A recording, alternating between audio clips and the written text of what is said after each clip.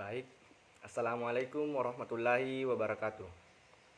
Perkenalkan, nama saya Fadli Surya Ardi dari Pendidikan Teknik Otomotif S1 Universitas Negeri Makassar dengan NIM 200203501002. Pada kesempatan kali ini, saya akan menjelaskan beberapa sensor yang ada pada kendaraan.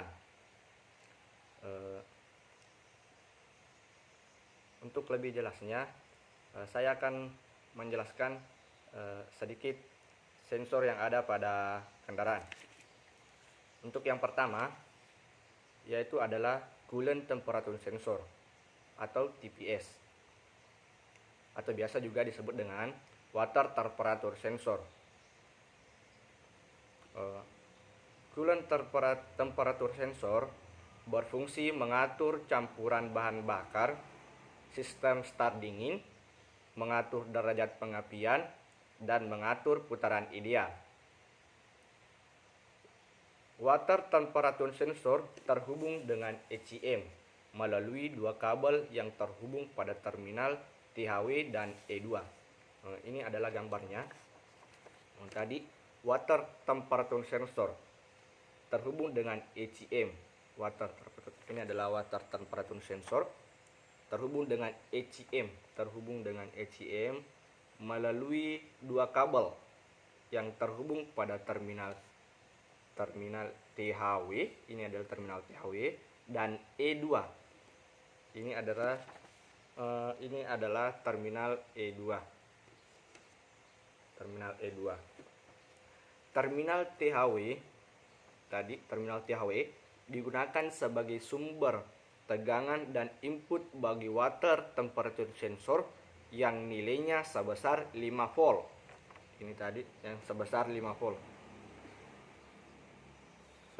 Sobat-sobat bisa lihat 5 volt. Sedangkan terminal E2 digunakan sebagai output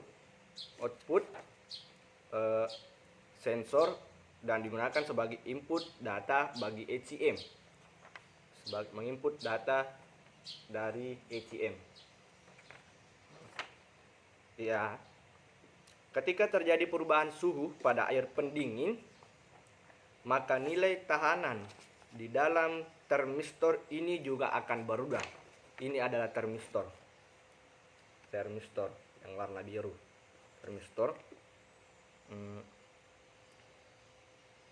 Ketika suhu air pendingin naik ke atas, maka nilai tahanan atau resistansi pada water temperature sensor ini akan menurun. Begitu pula sebaliknya.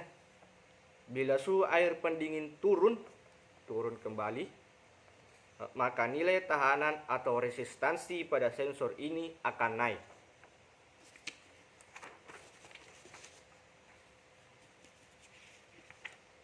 Selanjutnya adalah Throttle Position Sensor atau TPS.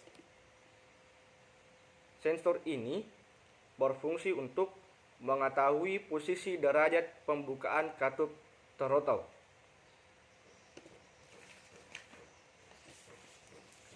Perbandingan antara bukaan throttle gas dengan besarnya voltas yang dikeluarkan oleh sensor TPS ini adalah berbanding lurus, dan perbandingan antara bukaan throttle gas dengan resistansi atau tahanannya berbanding terbalik. Ketika posisi ideal, tegangan yang dikeluarkan sensor TPS ini adalah antara 0,6 sampai 0,9 volt, sedangkan ketika throttle valve terbuka penuh, maka tegangan yang dikeluarkan sensor TPS ini adalah antara 3,5 sampai 4,7 volt.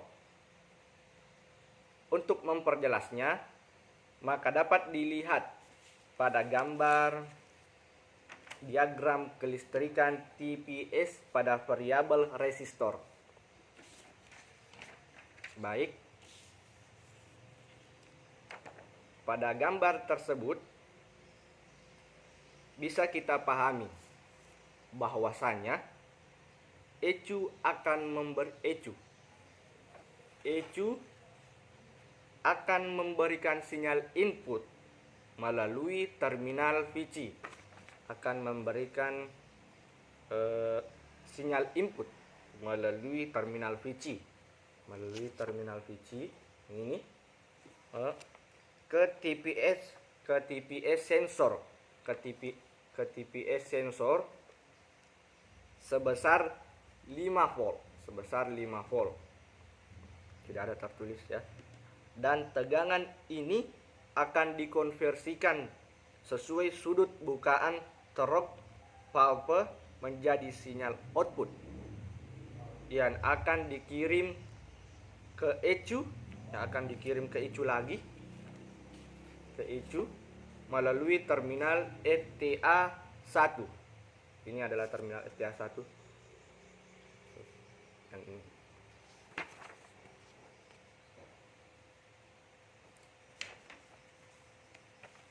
Selanjutnya adalah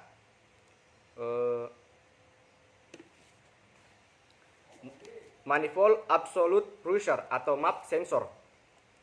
Sensor ini berfungsi mendeteksi tekanan udara yang masuk, yang digunakan untuk campuran bahan bakar pada saat pengapian.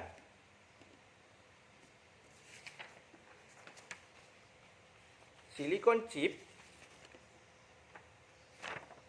chip, ini adalah gambar silikon chip pada MAP sensor dengan vacuum chamber yang dipasang di dalam MAP sensor.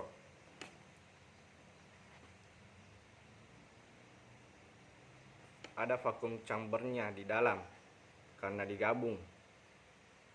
Pada satu sisi chip dihadapkan dengan tekanan intake manifold. Pada satu sisi chip dihadapkan dengan tekanan intake manifold, dihadapkan. Ini adalah saluran dihadapkan. Ini adalah intake manifold. Dihadapkan.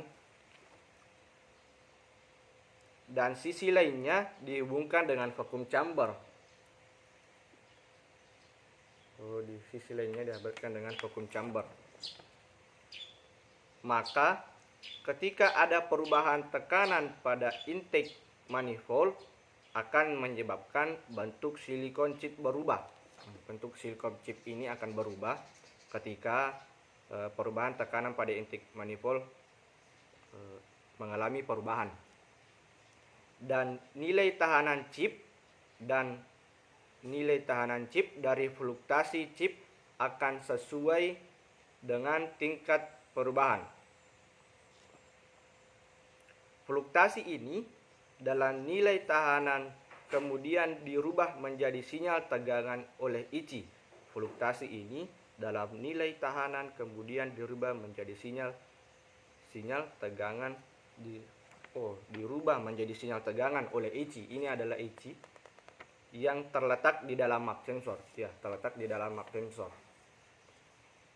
Sinyal tegangan tersebut kemudian dikirim dari terminal PIM. Dari terminal PIM, ini adalah terminal PIM, dikirim dari terminal PIM ke ECU. Ini adalah ECU. Yang ini adalah ECU. ECU sebagai sinyal tekanan pada intake manifold. Jadi ini tadi ECU mengirim sinyal melalui terminal PIM ke ECU. Dan terminal VC, ini adalah terminal VC, VC. Engine juga akan mensuplai tegangan konstan, yakni 5 volt sebagai sumber daya untuk ECU.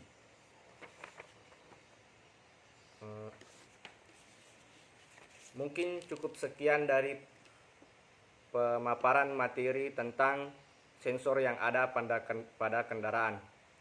Lebih dan kurangnya mohon dimaafkan. Apabila ada kesalahan pada kata yang telah saya berikan, mohon dimaafkan karena manusia tidak luput dari kesalahan.